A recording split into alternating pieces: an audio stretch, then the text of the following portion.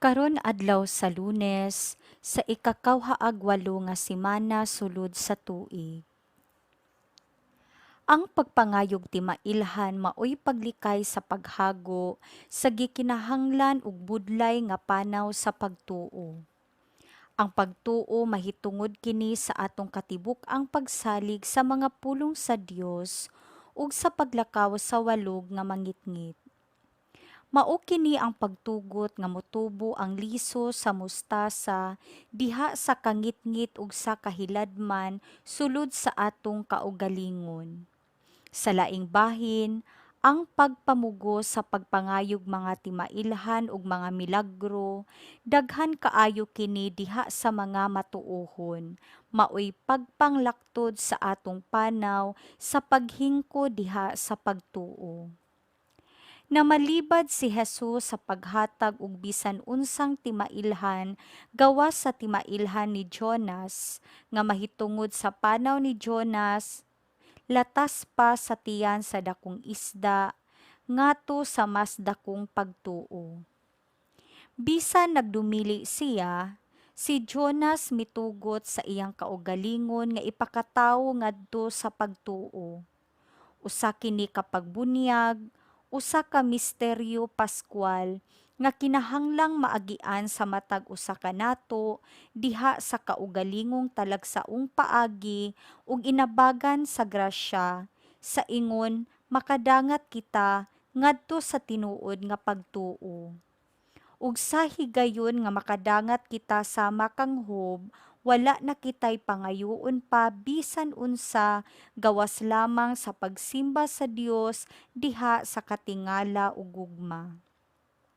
Pamalandong, usa ba ako sa kadaghanan nga nangitag ti mailhan aron motuo ug mosalig sa Dios? Pagbasa gikan sa sulat ni San Pablo ngadto sa taga-Galacia. Ang kasulatan nag-asoy nga si Abraham may duha ka anak nga lalaki.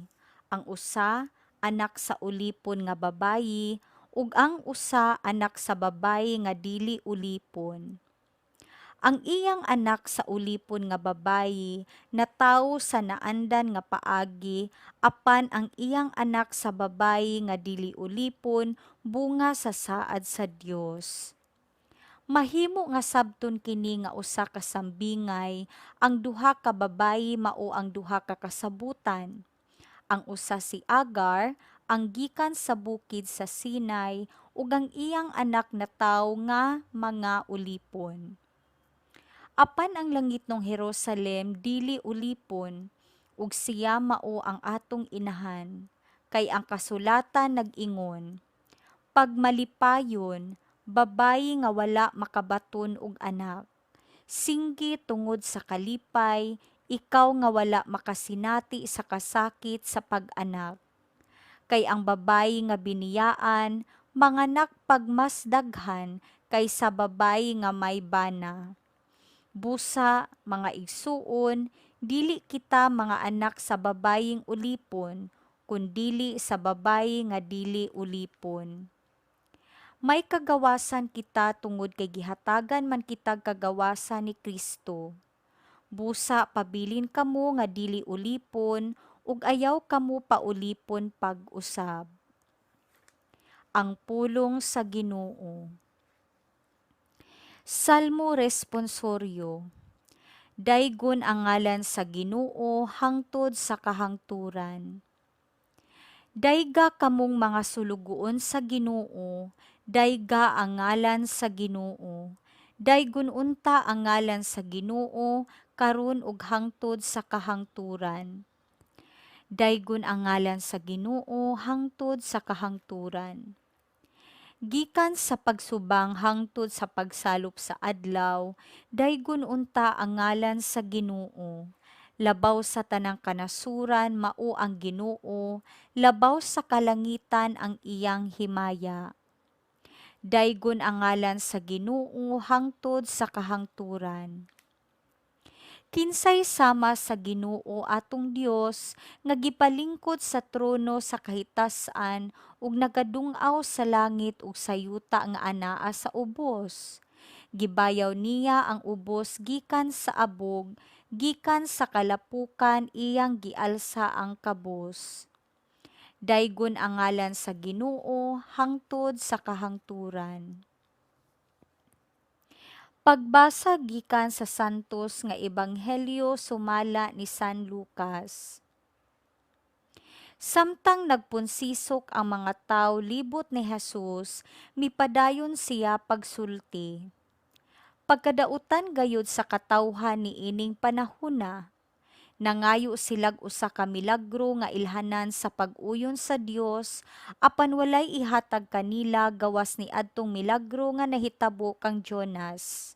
Ingon nga si Jonas maoy usa ka ilhanan alang sa mga tawo sa Ninibe, ang anak sa tawo usab maoy mahimong ilhanan alang sa mga tawo niining panahona. Sa adlaw sa paghukom, ang rayna sa habagatan mubangon og musudya sa mga tawo niining panahona, kay mipanaw siyag katunga sa kalibutan aron lang pagpamati sa makinaadmanong mga pagtulun-an ni Salomon ug hibalui nga dinhi ani ay labaw pa kang Salomon. Sa adlaw sa paghukom, ang mga tawo sa Ninibe mamangon og musudya kaninyo kay naghinulsol man sila sa ilang mga sala sa pagkabati nila sa wali ni Jonas ug hibalui nga dinhi ani ay labaw pa kang Jonas.